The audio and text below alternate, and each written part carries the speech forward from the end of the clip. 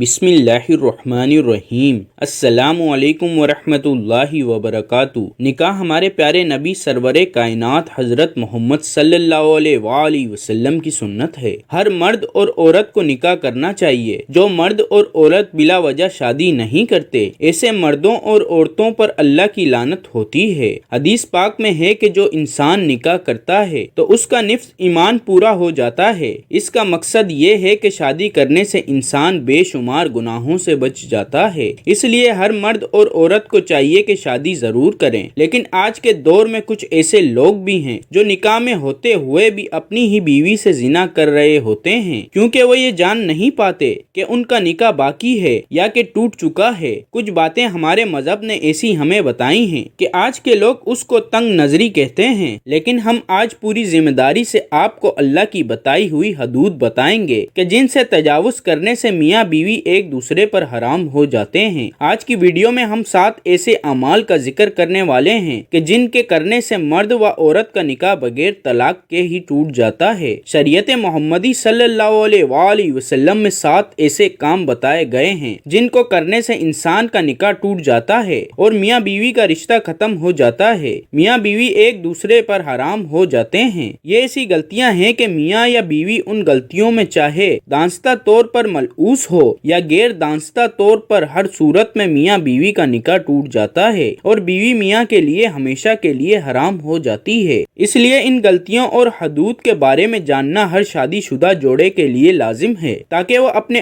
آپ کو ایسی غلطیوں اور گناہوں سے دور رکھ سکیں۔ ناظرین گرامی، سب سے پہلا تو یہ ہے کہ اگر میاں یا بیوی دونوں یا دونوں میں سے کسی وجہ سے کسی ایک کی موت ہو جاتی ہے تو نکاح ٹوٹ جاتا ہے۔ اگر مرد مر جاتا ہے تو بیوی دوسری شادی کر سکتی ہے۔ اس صورت میں نکاح طلاق دیے بغیر ہی ختم ہو جاتا ہے۔ نمبر 2، اگر شوہر یا بیوی دونوں میں سے ایک بھی دائرے اسلام سے باہر ہو جائیں تو نکاح ٹوٹ جاتا ہے۔ اگر دونوں میں سے میاں ہو یا بیوی اسلام کو چھوڑ کر دوسرا مذہب اپنا لیتے ہیں تو میاں اور بیوی کا نکاح ٹوٹ جاتا ہے۔ ایسی صورت میں طلاق لینے کی ضرورت نہیں پڑتی، کیونکہ نکاح مذہب تبدیل کرنے سے ہی ٹوٹ جاتا ہے۔ اگر کسی کے ساتھ یہ صورتحال پیش آئے تو ان کا نکاح ٹوٹ جاتا ہے۔ اگر دونوں میں سے کوئی ایک اسلام چھوڑ دے تو پھر بھی میاں اور بیوی اکٹھے رہ رہے ہیں تو وہ حرام طریقے سے رہ رہے ہوتے ہیں۔ اگر وہ آپس میں ہم بستری کرتے ہیں تو وہ زنا کے زمرے میں آئے گی۔ نمبر 3، کھلا لینے سے بھی نکاح ٹوٹ جاتا ہے۔ کھلا کیا ہے؟ ہمارے مذہب میں صرف مرد کو ہی طلاق دینے کا حق ہے کہ مرد ہی طلاق دے سکتا ہے، لیکن اگر کوئی عورت اپنے شوہر کے ساتھ نہیں رہنا چاہتی تو وہ اس صورت میں کھلا کے لیے اپیل کرتی ہے اور یہ معاملہ پھر عدالت میں حل ہوتا ہے۔ جب مقدمہ چلتا ہے تو عدالت اس کھلا لینے کی وجوہات جان کر عورت کو کھلا دے دیتی ہے۔ اگر خاوند طلاق نہ بھی دے تو کھلا لینے کی وجہ سے ان کا نکاح ٹوٹ جاتا ہے اور میاں بیوی ایک دوسرے کے لیے حرام ہو جاتے ہیں۔ نمبر 4، اگر میاں بیوی میں سے کوئی ایک لاپتہ